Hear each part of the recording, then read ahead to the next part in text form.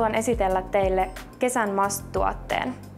Eli Diego Dalla Palman Semipermanente Mascaran, joka on veden kestävä, sopii erinomaisesti kesään sen takia, että sen voi jättää ripsiin jopa 3 päivän ajaksi.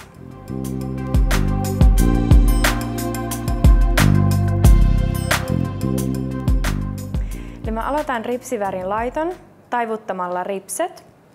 Ja hyvänä ominaisuutena Semipermanente Mascarassa on se, että se pitää sen taivutuksen pitkään.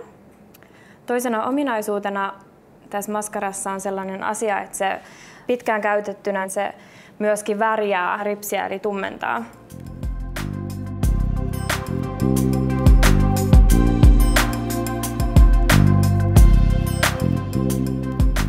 Sitten mä aloitan ripsivärin levittämisen.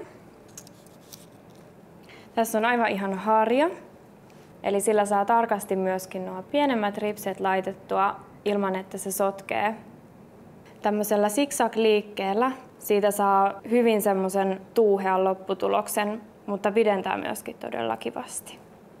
Ja tosiaan Semipermanente on erittäin vedenkestävä. Sitä pystyy käyttämään tarvittaessa jopa 3 päivän ajan. Ja hyvin tämmöinen työstettävä, eli pysyy joustavana tämä maskara. Ja tosiaan kestävyytensä ansiosta niin takaa jopa 2 tunnin sukelluksen valumatta.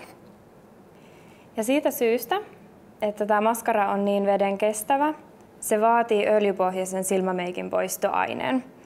Esimerkiksi poistoon sopii Diego Dalla Palman silmämeikin poistoaine.